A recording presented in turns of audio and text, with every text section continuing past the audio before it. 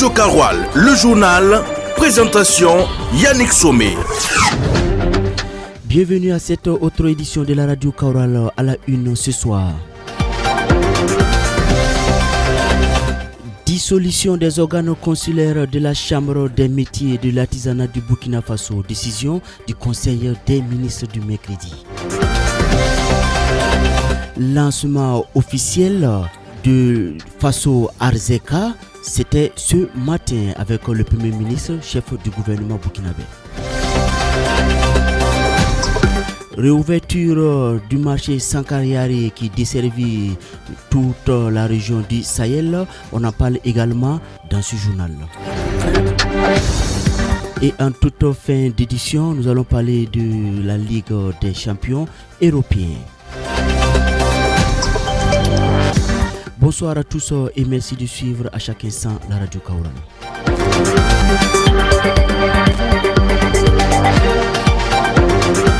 Et première information dans ce journal, l'hebdomadaire Conseil des ministres s'est tenu le mercredi dernier au palais de Koulouba sous la présidence du capitaine Ibrahim Traoré à Ouagadougou. Au cours de ce conseil, des dossiers ont découlé d'importantes décisions comme l'aménagement et la stabilisation de 30 km de routes urbaines à Bobo-Dioulasso, Koudougou et Ouagadougou, l'approbation des statuts particuliers de la Chambre des métiers de l'artisanat du Burkina Faso, la dissolution des organes consulaires de la Chambre des métiers de l'artisanat du Burkina Faso. Le compte rendu, c'est avec Ismaël Konfé. L'initiative Faso Mebo connaîtra sa phase pilote avec la deuxième composante qui consiste à l'embellissement des villes. Le ministre porte-parole du gouvernement, Pegrewende Gilbert Ouedraogo, revient sur les objectifs visés à travers cette phase pilote. L'objectif visé est de décongestionner, de fluidifier le trafic, de sécuriser les usagers et de réduire la pollution, en l'occurrence la boue en saison pluvieuse et la poussière naturellement en saison sèche. Au titre du ministère de l'Industrie, du Commerce et de l'Artisanat, l'approbation des statuts particuliers de la Chambre des métiers de l'artisanat du Burkina Faso a fait l'objet d'un décret. Selon Serge Poda, ministre en charge du Commerce et de l'Artisanat, ce décret permet à la Chambre des métiers de disposer de tous les outils qui lui permettront de fonctionner. Leur adoption vient ici permettre à la Chambre des métiers de l'artisanat du Burkina Faso de pouvoir disposer de tous les outils nécessaires pour mener sereinement à bien ses missions. Elles viennent ici préciser le rôle des différents acteurs et recadrer l'utilisation des ressources qui sont faites et permettre à l'administration de la structure de pouvoir donc atteindre les objectifs qui lui sont assignés. Selon toujours le ministre en charge du Commerce et de l'Artisanat, des innovations ont été incluses.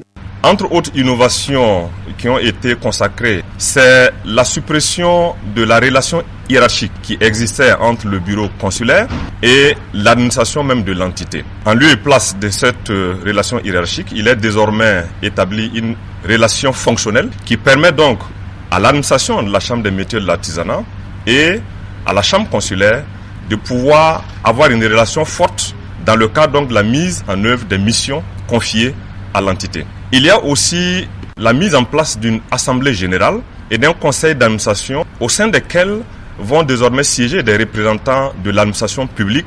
Il est aussi instauré un budget qui va permettre donc de soutenir les activités de l'instance consulaire nouvelle qui sera mise en place dans le cadre donc de la nouvelle vision incarnée par les plus hautes autorités de notre pays. Le Conseil a aussi promulgué le décret de fonds de soutien patriotique pour une année à compter du 1er janvier 2025 jusqu'au 31 décembre. Le Conseil a aussi entendu des communications puis procédé à des nominations dont celui de Draman Fogo, nommé directeur régional des eaux et forêts du Sahel. Le gouvernement burkinabé a aussi adopté en conseil des ministres le mercredi dernier un décret portant relecture du décret sur l'interdiction de fumer dans les lieux publics clos et les transports en commun au Burkina Faso. L'adoption de ce décret expose désormais les propriétaires des lieux publics et transports en commun à des sanctions. Des propriétaires des lieux publics se sont prononcés. Adori, le reportage est de Alexis Pali.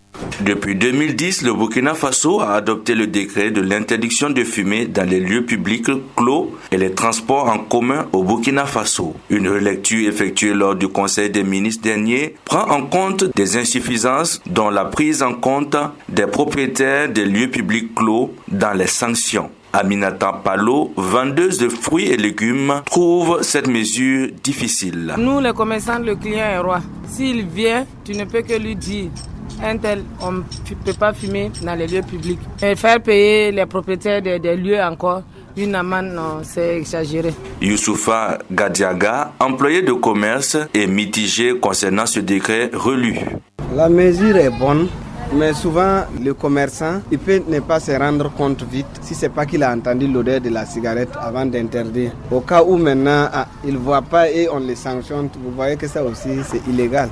Pour Amadou Touré, gérant d'un restaurant, d'y prendre déjà ses mesures propres à lui. Bon, la nouvelle mesure du gouvernement, c'est une bonne idée. Maintenant, nous aussi, on va faire de notre mieux. D'ailleurs, on va commencer par mettre les affiches pour interdire de fumer. Maintenant, toute personne voyant ça, il continue de fumer. Nous, on peut les dénoncer maintenant. Adama Dera, responsable de la laiterie Fanta Yarou, pense qu'il faut toujours la carte de la sensibilisation. C'est une bonne chose. Bon, le fait même de fumer, même, c'est pas bien pour la santé. Donc, en fumant aussi, on ne doit pas faire fumer les autres aussi. Donc, c'est une bonne chose. Donc, prochainement, moi, je vais sensibiliser ma clientèle de ne pas fumer au milieu des gens. Quand tu as envie de fumer, il faut laisser à l'écart fumer. Créer plus d'espaces sans tabac est le credo du gouvernement et toutes ces mesures visent à amener les citoyens à se protéger eux-mêmes. Selon les statistiques rapportées par le Conseil des ministres, chaque année au Burkina Faso, environ 1300 fumeurs passifs meurent. Autre actualité à présent, ce jeudi 30 janvier 2025 à Ouagadougou, le ministère de l'économie, des finances et de la prospective à travers le trésor public a procédé au lancement officiel de la plateforme nationale de paiement numérique dénommée Faso Arzeka. La cérémonie s'est déroulée sous le patronage du Premier ministre Rintalba Jean-Emmanuel Ouedraogo en présence de plusieurs membres du gouvernement, notamment la ministre chargée de la transition digitale Aminata Sabani, ainsi que des acteurs du secteur financier et des partenaires techniques et financiers. Retour sur le lancement de Faso Arzeka avec Fatima Tadikou. Développé par l'administration publique burkinabé pour faciliter et sécuriser le recouvrement des recettes publiques, Faso Arzeka est une solution de paiement numérique multicanal. Il est accessible partout au Faso sous des formats divers. Faso Arzeka, selon les autorités, est une solution facilitant les échanges entre les citoyens et l'administration. Grâce à son interconnexion avec les plateformes de mobile banking, mobile money, GIMS, UMOA, Visa et Mastercard, Faso Arzeka va simplifier les interactions avec l'administration tout en offrant un service moderne, accessible et sécurisé. Je vous invite à vous l'approprier afin de vous épargner les longues distances et les risques liés à vos transactions financières dans le cadre de l'acquittement de vos impôts et taxes, a déclaré Rintalba Jean-Emmanuel Ouedraogo, Premier ministre, au lancement de cette plateforme numérique. Faso Arzeka vient s'inscrire dans le lot des plateformes jouant le rôle d'interface entre administration et citoyens. La plateforme envisage moderniser et optimiser la gestion des finances publiques en se basant sur les nouvelles technologies comme la monnaie électronique qui va améliorer la transparence et le contrôle des transactions financières de l'administration, mais aussi en fournissant des données fiables pour optimiser la collecte des taxes et autres frais. Faso Arzeka est accessible sur my.fasoarzeka.bf, téléchargeable aussi sur Apple Store et Play Store ou encore via un téléphone basique à partir de étoile 700 dièse et par appel téléphonique sur le serveur vocal interactif 700. Et toujours à Ouagadougou, d'un lancement à une inauguration, après 2 ans qu'un incendie les ravageait, le marché Sankariari de Ouagadougou a réouvert ses portes ce jeudi 30 janvier 2025.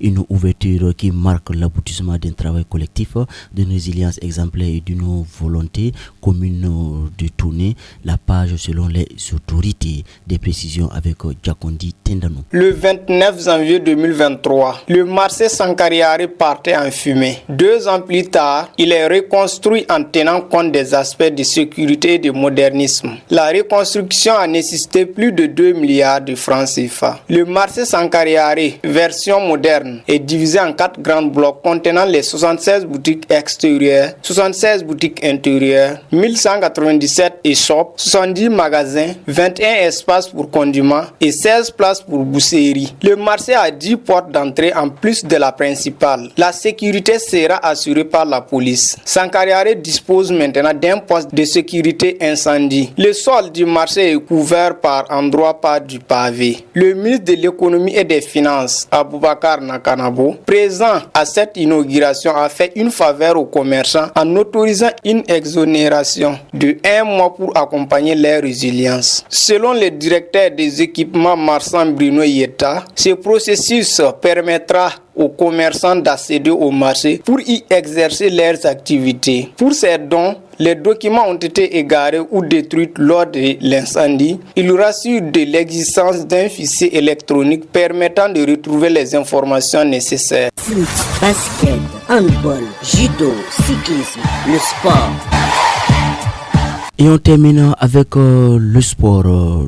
Les phases de poule de la 8e journée de l'UEFA Champions League se sont déroulées hier mercredi avec 18 rencontres au programme. À l'issue de ces matchs, 8 équipes avec à leur tête Liverpool, Barcelone, Bayer Leverkusen se sont qualifiées pour les 8e de finale. 16 barragistes ont été retenus, dont le Real Madrid, le Bayern Munich, Manchester City et 12 éliminés, dont le Shakhtar Donetsk de l'international burkinabé Franck Lassina Traoré. Résultat et classement avec Amadouli. Les rideaux de la phase de poule de la plus belle des compétitions européennes sont tombés hier mercredi soir avec 18 matchs qui étaient au programme. Le Barça et l'Atlanta Bergame se quittent sur un score nul de 2 buts partout. Lamine Yamal et ses coéquipiers terminent deuxième tandis que les Italiens de l'Atlanta Bergame manquent la qualification directe en 8e de finale, mais terminent 9e au classement, se qualifiant pour les barrages. Pas de nouvel exploit pour Brest qui s'incline 3-0 face au Real de Madrid pour cette dernière journée. Déjà qualifié pour les barrages avant ce match, le Stade Bressois n'a pas à rougir et termine donc 18e.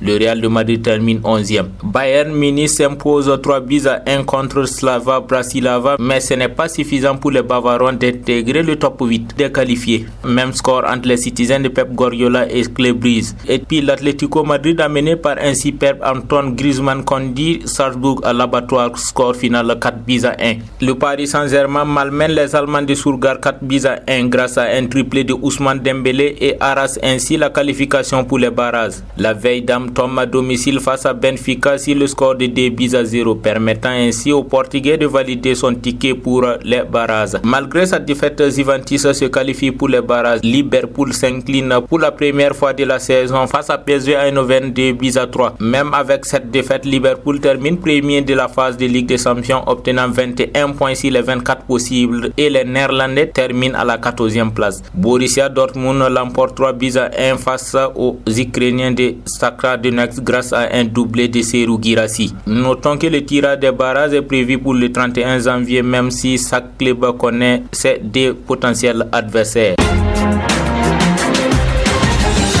Radio Karoual, le journal, présentation Yannick Somé. Et c'est ainsi que prend fin cette édition. Merci de l'avoir suivi. Mamoudou Diallo était aux opérations techniques. Méditons avec cette citation de Samuel Johnson, poète britannique du XVIIIe siècle. Et je cite: les grands accomplissements sont réussis, non pas par la force, mais par la persévérance. Fin de citation. Bonne méditation et l'info en foufoulé vous vient dans un instant avec Amassissi.